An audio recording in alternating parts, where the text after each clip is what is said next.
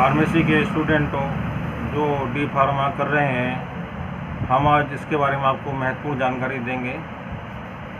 तो फार्मेसी क्या है, सबसे पहले ये आपको जानकारी होनी चाहिए। फार्मेसी से की जो परिभाषा है, जिस चीज़ के वो आप पढ़ रहे हैं उसके बारे में आपको ये जानकारी होनी चाहिए कि आप क्या पढ़ रहे हैं, किस चीज़ के बारे में पढ़ रहे हैं।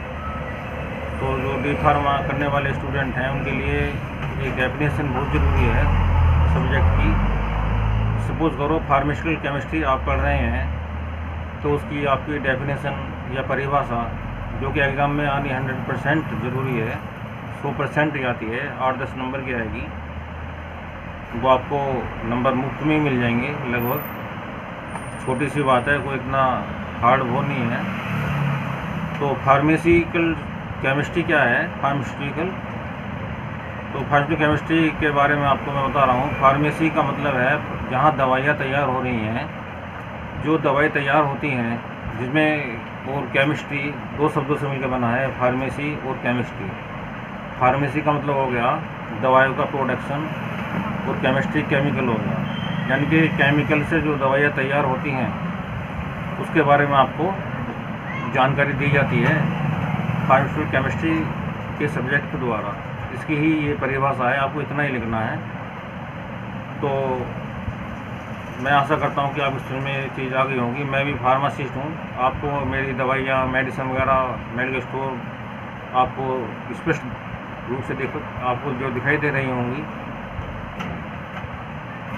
ठीक है। तो मैं आपको सबसे पहले बताता हूँ। तो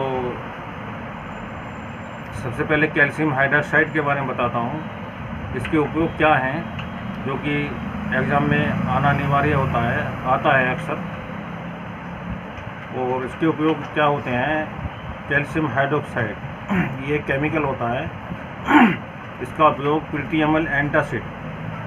अब एंटासिड क्या होता है, आप सोच रहे होंगे कि एंटासिड एसिड के बारे में तो आप जान गए होंगे कि एसिड के रूप में बात की जा रही है।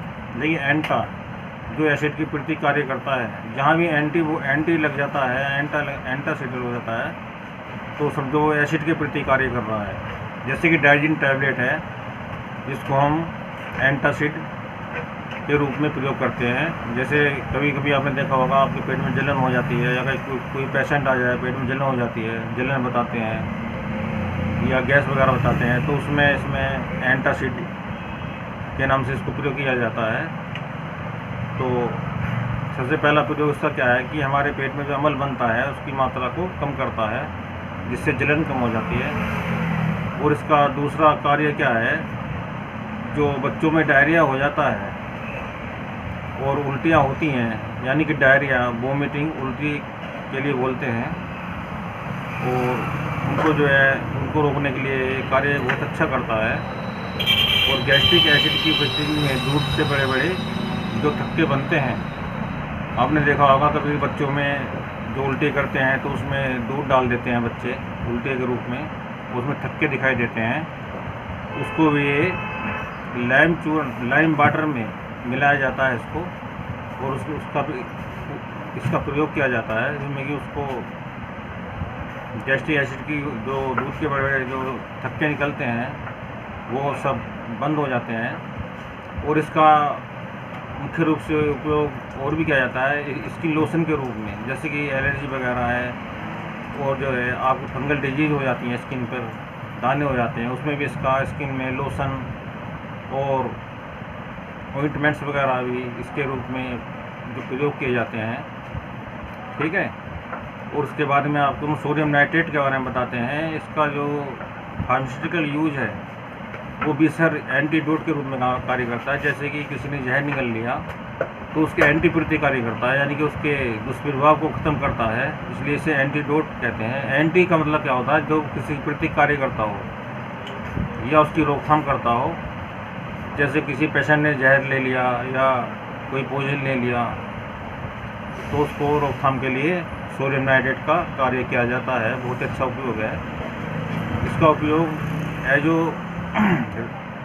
एजो डाई के लिए किया जाता है, रंजन कपड़ों के लिए किया जाता है। जैसे कपड़ों में कलर वगैरह होते हैं, उसमें भी इसका सोडियम नाइट्रेट का उपयोग किया जाता है। इसका उपयोग जो है, जो डाई का मतलब है, डाई जो करते हैं कपड़े पर, उसका किया जाता है। और इसका मुख्य कार्य एक और भी है, अपचायक के रूप में यह कार्य करता है। ऑक्सीडाइजिंग तथा अपचायक रिड्यूसिंग एजेंट के रूप में कार्य करता है। जो हमारे शरीर के अंदर, ब्लड के अंदर या पेट के अंदर जो टॉक्सिक पदार्थ हैं, उनके प्रति भी कार्य करता है, यानी उनको कम करता है टॉक्सिक पदार्थों को।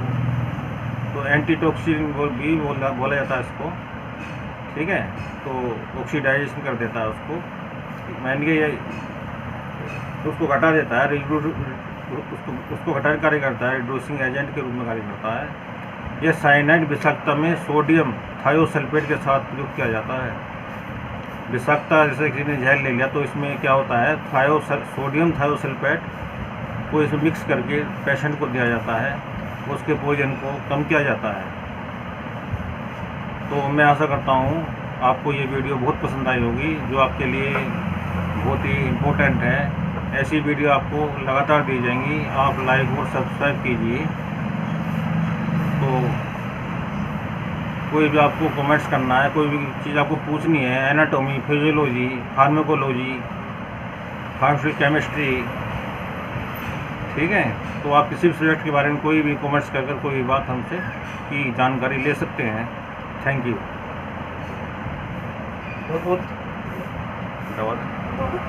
ठीक है।